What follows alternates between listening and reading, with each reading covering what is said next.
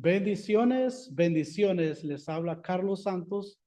Estamos una vez más con ustedes en este programa tan emocionante y un estudio que estamos desarrollando de lo que es la historia de nuestra iglesia. Hoy en esta tarde tengo la oportunidad de estar acompañado con el licenciado William Paredes. Gracias, licenciado, por tomar la invitación y por estar aquí conmigo una vez más compartiendo esa sabiduría, ese conocimiento que el Señor le ha dado a usted. ¿Cómo está, licenciado? Bien, gracias a Dios, Carlitos, y agradecido por este privilegio que me da de compartir contigo lo que será la historia de la iglesia cristiana a la cual pertenecemos. Así es, y gracias a ustedes también por estar conectados con nosotros, que nos están viendo en cualquier parte del mundo. Por favor, agradeceríamos si nos comenta, si nos dice de dónde nos escuchan, ¿verdad, licenciado? Amén. Y sus comentarios también son bienvenidos. Y hoy hemos comenzado un estudio acerca de lo que es la historia de la iglesia. Ya tenemos la primera parte de lo que fue la iglesia apostólica. Y es, Estudiamos también la iglesia perseguida y hoy nos compete hablar de la iglesia medieval. Pero vamos a hacer una pequeña introducción de la iglesia perseguida también, porque es importante retocar unos puntos que nos faltó la vez pasada y así nosotros poder compartir y traer esa información, ese conocimiento a ustedes. Pero primero quiero comenzar con una pregunta, licenciado, ¿por qué es importante conocer la historia de nuestra iglesia? el- las raíces siempre son importantes para saber cómo es que se inicia el movimiento al cual, como ya dijimos, somos parte, somos miembros, y comenzó con nuestro Señor Jesucristo, que fue el que la fundó y luego depositó en los apóstoles lo que es la gran comisión, la cual en la actualidad nosotros estamos continuando y será hasta que el Señor venga, que las realidades de acuerdo a lo que está aconteciendo en el mundo, nos queda muy poco por presentar el Evangelio, por seguirlo diseminando. Así que eh, eso es lo que nos interesa, que se sepa lo que es la persecución imperial, todo lo que sufrieron nuestros primeros apóstoles para llevar a cabo esta misión tan hermosa. Sí, y como lo mencionaba el licenciado, una de las primeras persecuciones que sufrió la iglesia la primera persecución fue la persecución imperial. Esta cruenta persecución fue creada por el emperador Nerón, quien según los estudiosos dicen que mandó a quemar la ciudad de Roma y luego les imputó este hecho a los cristianos. Claro, lo que quería él era tener una razón fundamental para la persecución. Y este hombre fue tan cruel que la historia registra que quería saber dónde había estado cuando era nonato, cuando estaba en el claustro materno, y llegó al grado de darle muerte a su mamá para que le sacaran el útero y quería ver dónde había sido engendrado. Imagínense, si hizo eso, cuánto no más haría en contra de los hermanos que predicaban el Evangelio en ese principio. Nerón fue el más cruel de los emperadores.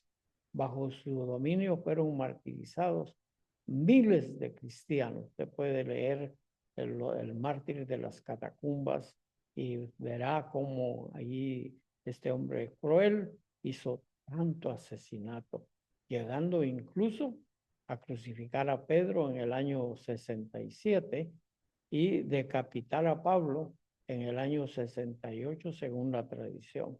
¿Qué otra atrocidades hizo este emperador, licenciado, que registra la historia de que pues estos cristianos cómo padecieron, cómo sufrieron a causa del evangelio?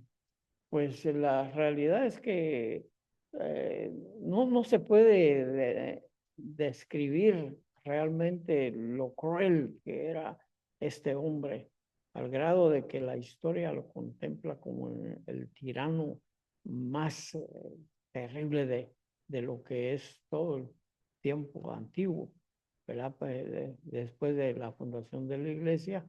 Y hay todavía resabios de eso porque estamos viendo que en algunas partes de África han muerto actualmente muchos por predicar el evangelio. Así que ese espíritu maligno sigue en contra de nosotros y será, inclusive sabemos que hasta va a haber una batalla final, pero nosotros vamos a triunfar con nuestro Señor Jesucristo que va al frente. Muchos cristianos en ese entonces fueron muertos por hambrientas y feroces bestias y otros fueron quemados vivos. Sí, fíjate que en el Coliseo romano mantenían a las fieras tales como los leones, ¿verdad?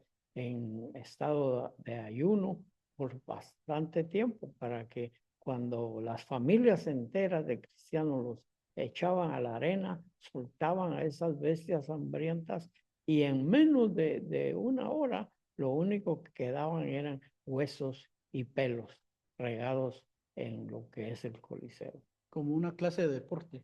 Como que fuera un deporte, exactamente. Qué ¿Verdad? terrible, qué padecimientos tuvieron esas personas del siglo I que fueron de una u otra manera perseguidos a través de este emperador Nerón, Sí, ¿verdad? cruel, cruel. Hubo otros como Sí, Calígula, exacto. pero Nerón se destacó como el peor. El más sangriento. Así es. Licenciado, cuando hablamos de este tipo ¿cómo se llama? De persecución, hoy en día, usted estaba mencionando algo en Nigeria y en África hay persecuciones también al cristianismo. Así ¿Usted es. cree que al final de los tiempos va a haber una gran persecución para la iglesia? Sí, creemos que así va a ser como lo dijimos en el programa pasado. Recuerden que solo cuando hay desastres la gente se une. Entonces hemos caído nosotros en una parsimonia tal que ya el evangelio solo se está predicando entre cuatro paredes que son los templos.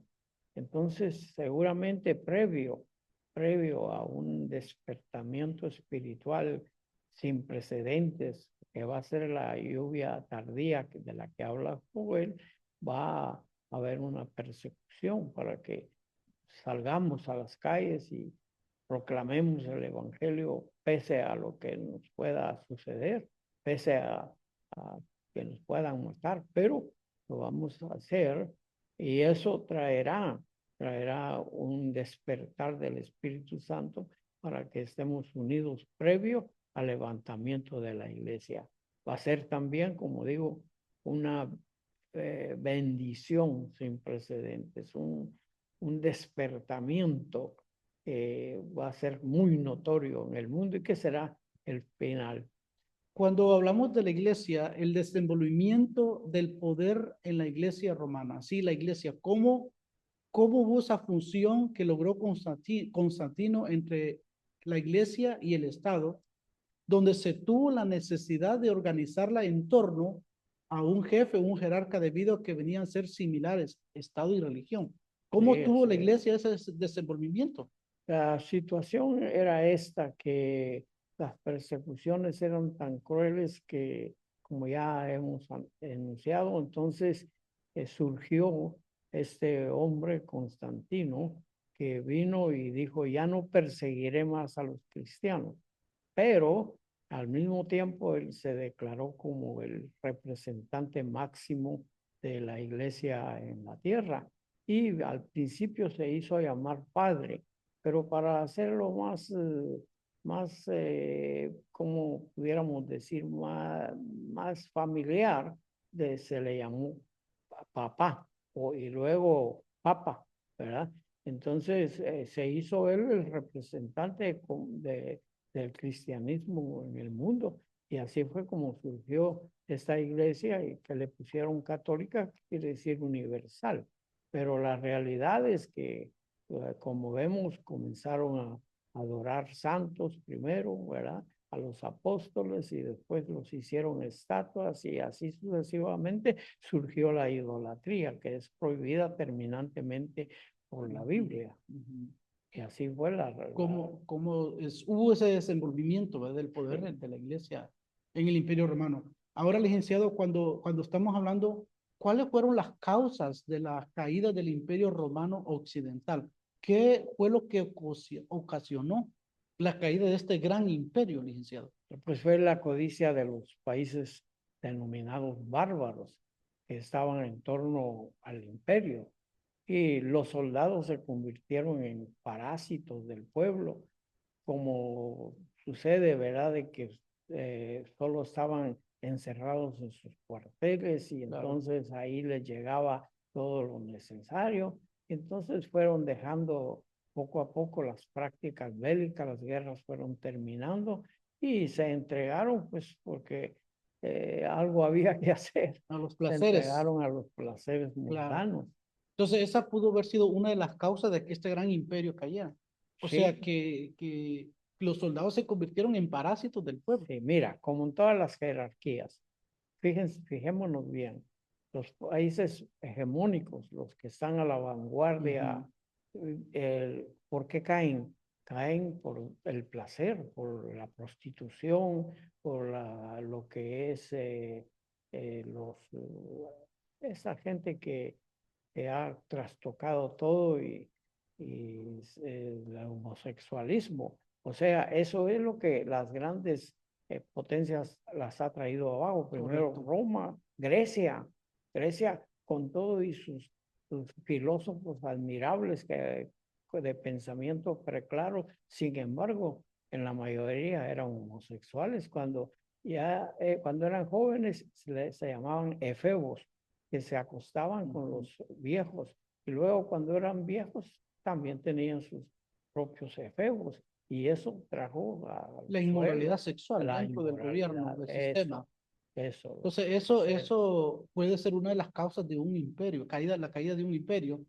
Pero también, licenciado, una de las cosas que me llama la atención de la caída de Roma fue las tribus invasoras, Así, ¿verdad? Como los visigodos, psicólogos, que sí, estas etnias que vivían en el Danubio y en el mar Báltico, al mando de Amárico, conquistador de Grecia y Francia. sí, Esas fueron etnias invasoras que llegaron a Roma, también como fue los vándalos, al mando así de es. Genserico, conquistaron Francia, España y el norte de África. Y también tenemos los borgoneses, que se establecieron en Estrasburgo, los francos también, licenciado, que también una tribu germana que conquistó las tierras de Falía, hoy llamada Francia, y tuvieron, por cierto, un rey cristiano llamado Clovis, y al mando quien logró la conversión del norte de Europa. ¿Cómo ve esto, hermano William? Todas estas tribus, como los vándalos, como los borgoneses, como los francos, que invadieron Roma. ¿Qué causas o qué? Esta es una de las causas también por la caída de este imperio. Sí, por supuesto, acordémonos que Roma era la gran ciudad en la época y entonces tenía muchas riquezas y en fin, eran conquistadores. Llegaron hasta nuestros países latinos, ¿verdad? A través de las conquistas, primero el descubrimiento que fue hecho por España, después ya vinieron las conquistas, y así fue como este hombre, los sajones y anglos, originarios desde Europa, Claro, de Dinamarca, Dinamarca, y sometieron a a Inglaterra, Inglaterra. de ahí vienen los anglosajones, ¿verdad? De ahí viene esa etnia, porque no podemos llamar razas. Son Razas, etnias. la raza es humana, es una, pero son etnias. Y este rey cristiano llamado Clovis, este hombre logró la conversión del norte de Europa también al Sí, cristianismo. sí, el cristianismo. Nosotros sabemos que en Alemania y luego en Inglaterra hubo un despliegue precioso del crecimiento de la iglesia. Acuérdate que de ellos cuando vinieron aquí precisamente en el día que se le conoce como Acción de Gracias, es un día cristiano, porque ellos huyendo de las persecuciones de Europa, se vinieron en el Mayflower y vinieron a Estados Unidos, a Missouri, allí llegaron trayendo el Evangelio a lo que eran los aborígenes de estos países. Y así como llegó el evangelio a Estados Unidos. Que fueron etnias también que llegaron acá. Ahora hay también Unos, los unos, sí, unos sería la palabra correcta. Estos exactamente. invadieron Italia comandados por el implacable Atila. Sí es, Su ejército fue atacado por los godos y los vándalos y francos, y en esta guerra mataron a Atila, eh, y el ejército fue aniquilado en la famosa batalla de Chalón, y de ahí adelante se desarrolló Europa. así es, correcto. Atila era tan sanguinario que se dice que con donde los cascos de su caballo posaban, no se quemaba la hierba. Imagínate hasta dónde llegaba la maldad De este de hombre. este hombre. Y fue un conquistador de muchas tierras, ¿verdad?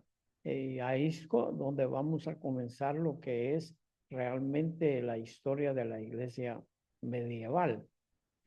Este intervalo comprende la iglesia conocida también como medioevo de la Edad Media, y inclusive es de casi 10 siglos. Óyeme, estamos hablando de mucho tiempo.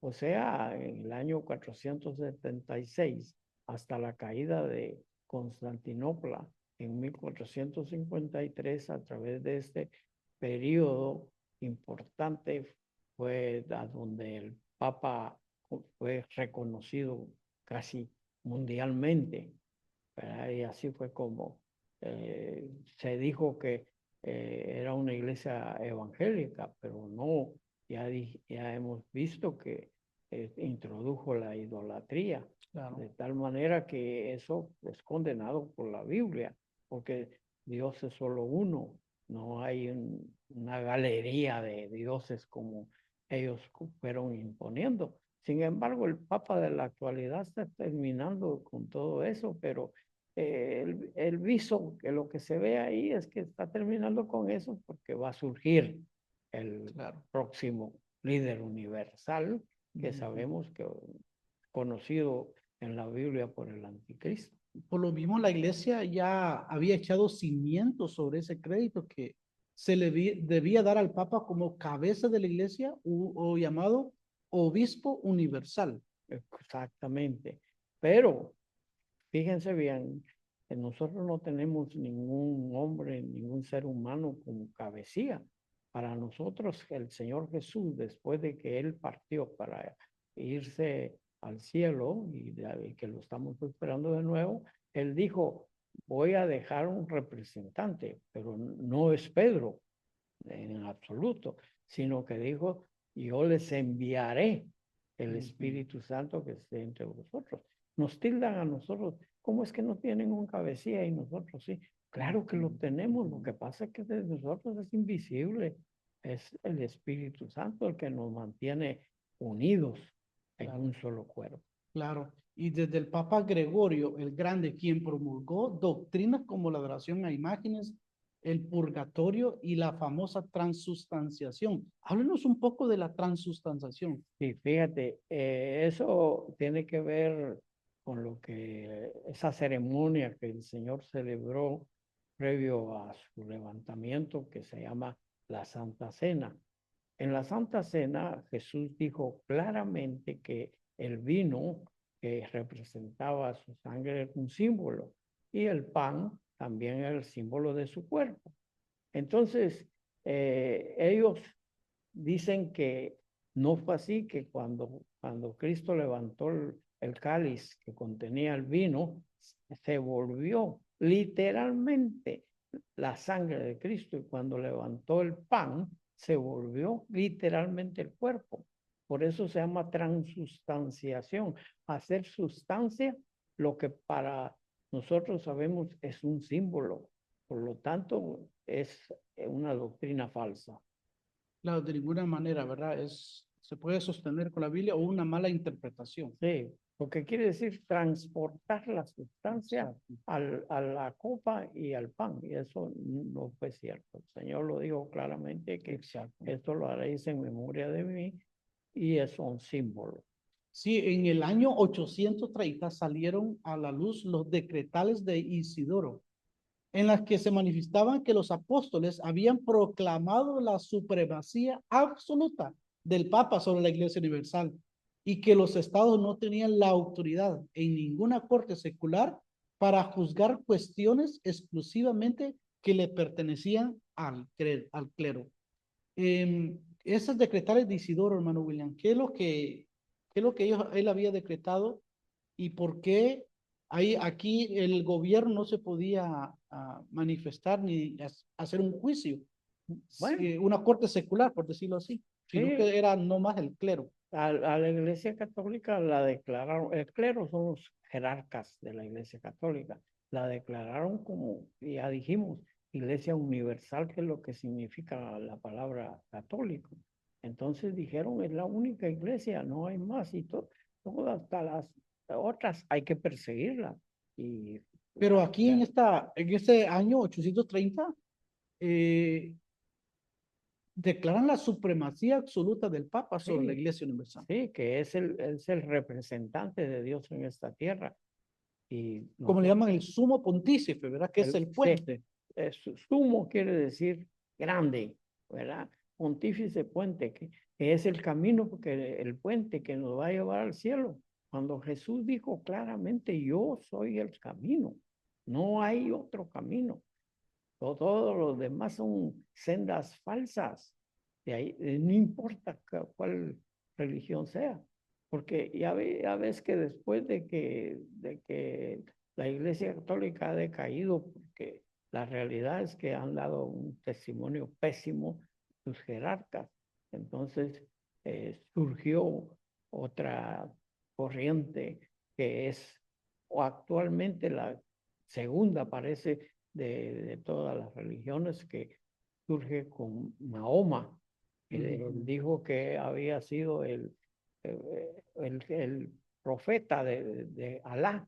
Para ellos Alá es Dios, y así fue como surge esta nueva religión llamada el islamismo. Esa religión impera por todo el Medio Oriente, y la Claro. realidad que se cree estadísticamente que es la segunda en cuanto a feligreses en el mundo. Y hoy en gran parte de Europa así surgió en el siglo VI, siendo su fundador, como ya expusimos, Mahoma, quien nació en la Meca. Por eso para ellos la Meca es un lugar, una ciudad sagrada, a donde por lo menos una vez en su vida tienen que ir todos aquellos que profesen la religión musulmana. Así es, y en Arabia en el año 570, Mahoma se dio a conocer como profeta y un reformador. Y este murió en el año 632, habiendo logrado imponer su religión. Ahora la gran pregunta es, ¿qué significa Islam? Sumiso, o eh, personas que ante los demás pues son muy humildes, ¿verdad? Los seguidores de esa religión se hicieron llamar musulmanes y no mahometanos. Hoy se les conoce como musulmanes, y su religión tiene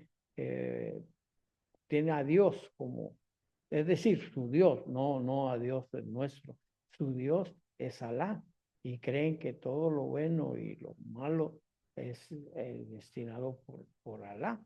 En su doctrina creen que hay legiones de ángeles, tanto buenos como malos, que están constantemente tratando con el hombre. Así que En sus creencias de ellos, ¿verdad? sí, y los basan en su doctrina, que se llama, o sea, su Biblia, digámosle, como De ellos. nosotros tenemos la palabra de Dios. Para ellos el Corán, que es la palabra de Alá, dada por Mahoma, ese es su Biblia, y el mensaje que recibieron, según ellos, del mismo ángel que anunció el advenimiento de Cristo a María, el ángel Gabriel, ¿verdad?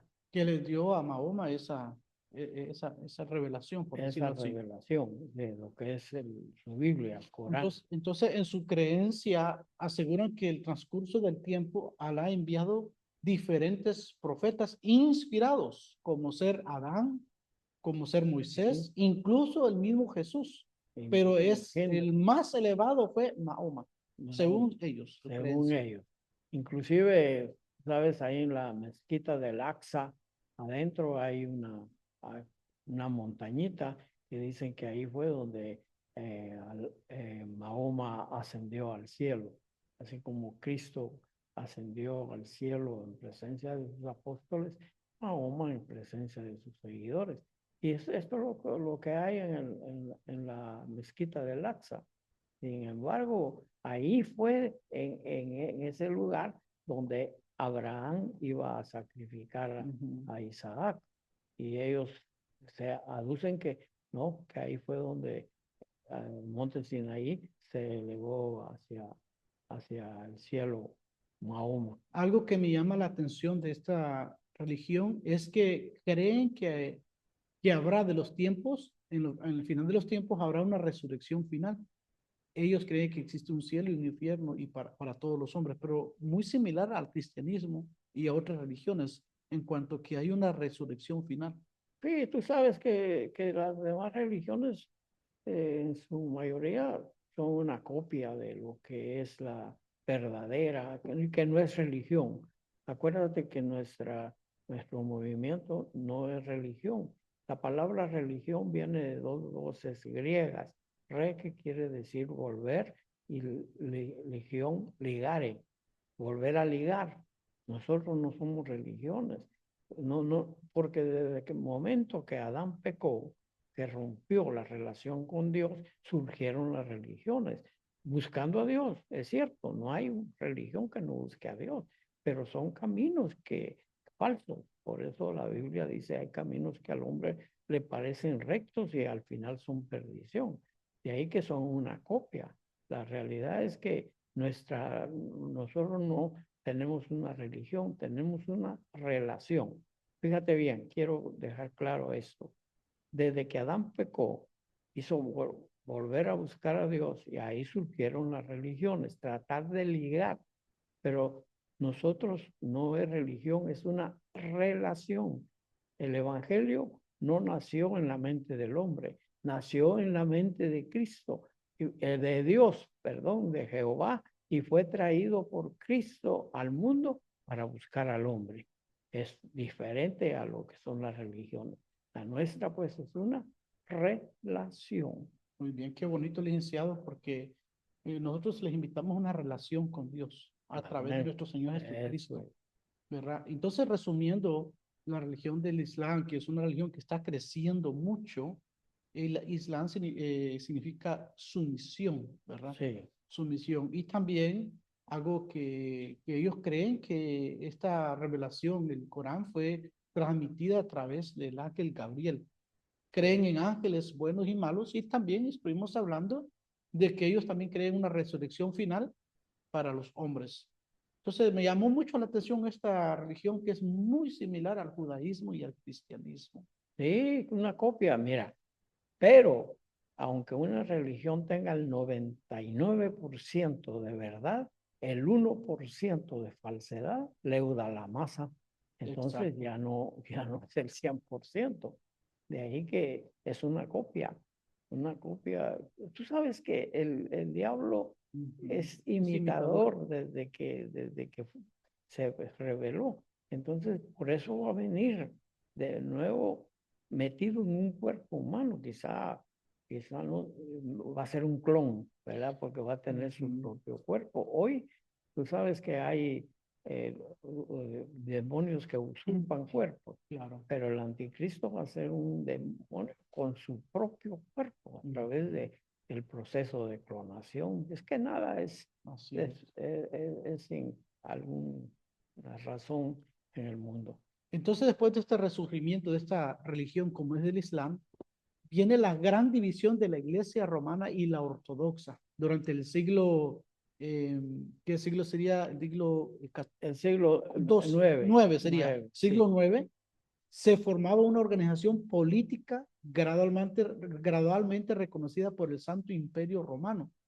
Durante ese tiempo, ciertos hombres conocidos como patriarcas se rebelaron con la autoridad papal y así lograron hacer una separación que hasta el día de hoy tenemos. Sí, Estas dos raíces de esta iglesia, la iglesia católica romana y la iglesia ortodoxa. Háblanos un poco de esta división y sí. también lo que ellos creen como iglesia Mira, ortodoxa. en todo sentido son diferentes porque sí son trinitarios, tanto uno como el otro, y nosotros también somos trinitarios, creemos en Dios Padre, Dios Hijo, Dios Espíritu Santo.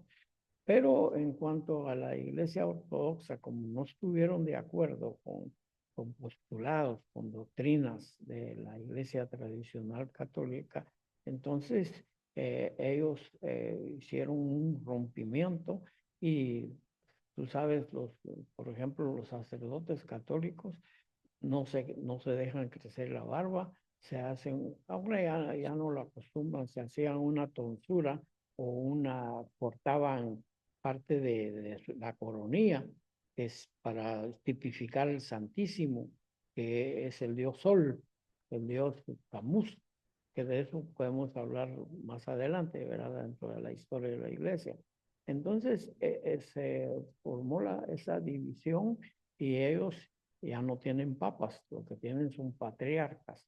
Y eso también es fuerte, aunque en el ecumenismo están otra vez relacionándose de tal manera que ya no se ve mucha la diferencia. Entonces estamos hablando como la iglesia episcopal, que es Exactamente, iglesia ortodoxa, exactamente, ¿verdad? sí. Muy bien. Después de este gran separación, por decirlo así, Sí, ¿verdad? De así iglesia es. católica a la iglesia ortodoxa, surgieron, licenciados, las famosas cruzadas. Así es. Cuéntenos las guerras que fueron resultado de muchas peregrinaciones a la Tierra Santa, donde miles estuvieron viajando a Palestina al finales del siglo XI. Y en este año 1000 existía la creencia, en el año 1000 ellos creían de que ese milenio se iba a terminar y daban por seguro la venida del Mesías, Sí, del Señor dieron Jesucristo, fechas. ¿verdad? Dieron fecha a ellos al final de este siglo. Y la cual cosa que no sucedió. Y como muchos también otros han vaticinado dando Sí, fechas inclusive en dentro cuanto de a la misma de la venida del iglesia Señor. evangélica, pero Jesús fue claro que solo el Padre sabe, ni él dijo, sabía cuándo iba a hacer esas cosas. Eso se queda nada más dentro de lo que es el Padre celestial, que es cierto, las señales se están cumpliendo de tal manera que nosotros vemos que eso está cercano, pero no se puede poner fechas. El que lo haga ha caído en apostasía realmente, porque el Señor mismo lo dijo, que ni Jesús, que ni él lo sabía. Entonces, por ejemplo, en el año 1000, como tú dijiste, existía la creencia de que se terminaba. Incluso en el Y2K, ¿verdad? En el año 2000 dijeron también que Que hasta se escribieron exacto. libros al respecto y fallaron, ¿verdad? Sí. De ahí que no se pueden dar fechas, ¿verdad? Eso está fuera de nuestro alcance. En el Imperio Oriental, que lo controlan los maometanos, hasta el Papa, uno de los tantos, Urbano II, solicitó ayuda a los ejércitos europeos para reconquistar la Tierra Santa. Por eso surgieron las cruzadas, por esta cruz, ¿verdad? Sí. Vamos a alcanzar. Y lo que querían era precisamente tomar el Santo Sepulcro. Y hubo varias cruzadas, Claro. fueron 8, Sí. y su emblema era una cruz que iba Y eso es lo que en quería que el me escudo. comentara un poco. Sí, ¿Qué significaba cruzada? ¿Qué significa cruzada y por qué una cruz? sí, pues por esa cruz vamos a conquistar, ¿verdad? Y entonces moriremos por esta cruz. Y así fue como hubo 8 de estos movimientos. Uno, podemos mencionar una por una, la primera cruzada. Esta fue una expedición de, óyeme, en aquel tiempo, 40,000 soldados, la cual fue decretada por este papa que mencionamos, Urbano. Urbano, en el año 1905. Estamos ya dentro de estos periodos cercanos, ¿verdad? Al mando de Pedro, a quien se le llamaba el ermitaño, porque fue el primero que formó los conventos. Y esa expedición terminó en fracaso, no lograron. Exacto. También tenemos la Segunda Cruzada, que fue dirigida por Godofredo, quien llevó un contingente de 275 Oye, mil hombres. En ese entonces, hermano William, poder juntar ese ejército.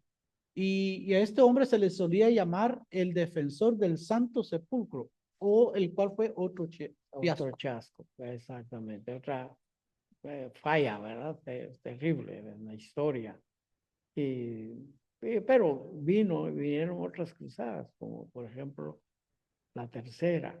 Esa fue llegando al final de 1187, cuando Jerusalén, la capital de Judía más importante en la historia del mundo, cayó en manos de los sarracenos, los que motivó a los europeos la tercera cruzada en ese año que dijimos, ¿verdad? Y en 1191 esta fue dirigida por los hombres de Alemania como Federico Barbarroja, ¿verdad? De Francia. De Francia, Ajá. Felipe Augusto de Inglaterra y Carlos I, mejor conocido como Ricardo Corazón de León, ¿verdad? Luego llegó el famoso Barbarroja, tras el desánimo del ejército y otros líderes, cuando se ahogó. Y Felipe volvió a su patria y Ricardo, Corazón de León, logró hacer un pacto con Saladino con el propósito de que los peregrinos pudieran viajar al Santo Sepulcro, que no sabemos en el 100% que realmente ese haya sido el que José de Arimatea le cedió a los primeros apóstoles para que enterraran a Jesús, ¿verdad? Y así surge la La Cuarta cuarta Cruzada. cruzada. Y esta fue emprendida en el año 1195 a 1197, el cual fracasó terriblemente. Igualmente que las otras. ¿Sí? Lo que hizo que calificara mal a la iglesia cristiana, ya que no continuó la lucha por liberar la Tierra Santa. Pero sí le hicieron la guerra a Constantinopla, la cual capturaron, poniendo un gobierno sobre el imperio griego por más de un siglo. Claro. Constantinopla se llama así, que quiere decir tierra de Constantino, porque la fundó este papa emperador realmente, Sí. ¿verdad?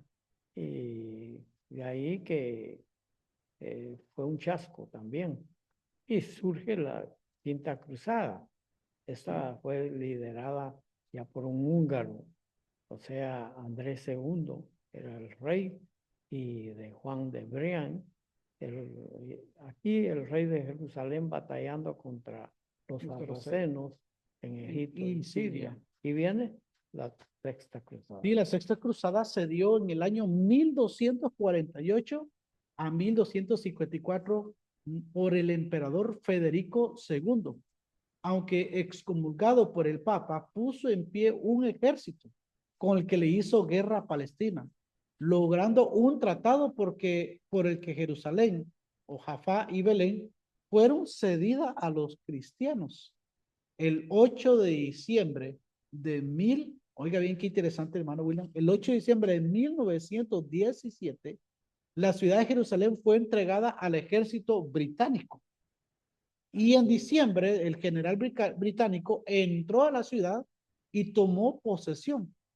Difícil, una posición difícil en el nombre del gobierno, ¿verdad? Una posición difícil. Claro, claro. Pero el 14 de mayo de 1948, Israel proclamó su independencia. Aquí quiero agregar algo que me, me hace sentir muy bien.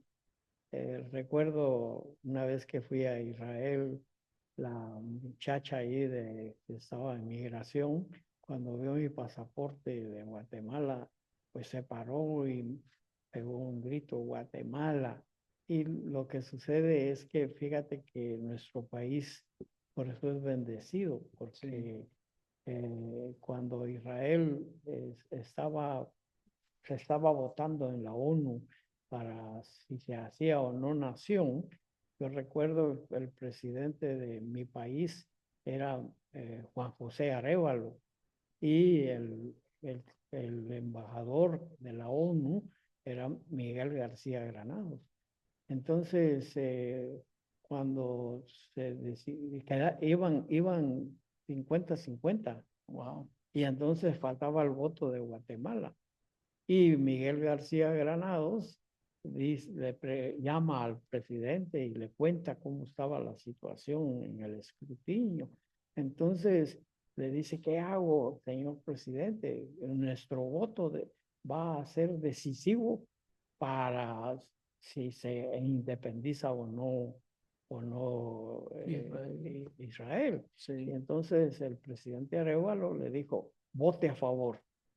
Entonces se declaró en ese 14 de mayo de 1948 como nación de Israel. Independiente, qué bendición. Es una Pero bendición. fue Guatemala que tuvo que ver mucho en esa independencia. Fue, incluso, fíjate que en Israel hay una calle muy amplia que se llama Guatemala. Oh, qué bonito. Y te digo, esa muchacha que me atendió ahí en migración, desde que vio que yo era originario de allí, pues se puso de pie y dio un aplauso. Gloria a Dios. Así que Dios bendiga a Israel y bendiga a Guatemala. por eso mi país es bendecido, realmente, ¿verdad?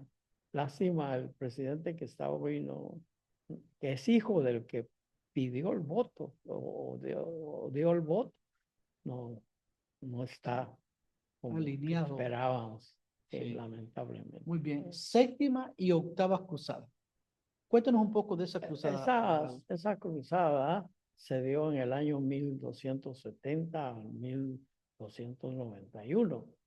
Tampoco tuvieron éxito, también no lograron sus propósitos, que fue para liberar de los mahometanos al pueblo. Hasta hoy en día es los descendientes de Esaú, el hermano de Jacob, los que en su mayoría son musulmanes, o escúchame eso, ¿verdad?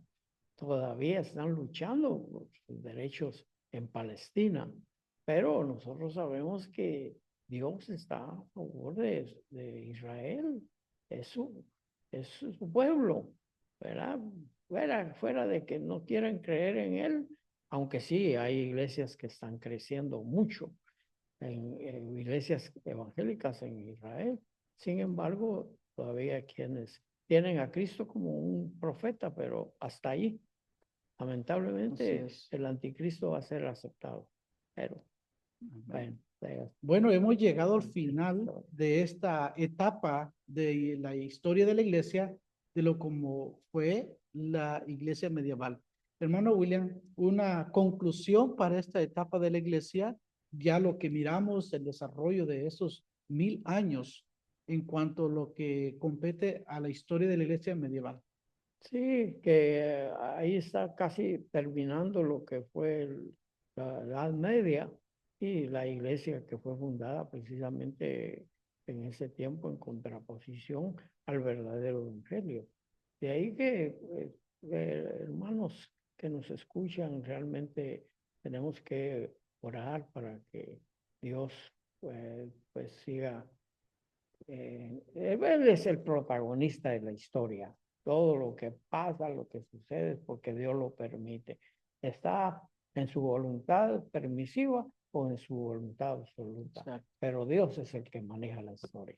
Así es. Bueno, este ha sido su programa, ¿verdad? De la historia de la iglesia y esperamos verlos la próxima segmento, como estaremos compartiendo con ustedes con el licenciado William Paredes y su servidor Carlos Santos. Así que el Señor les bendiga.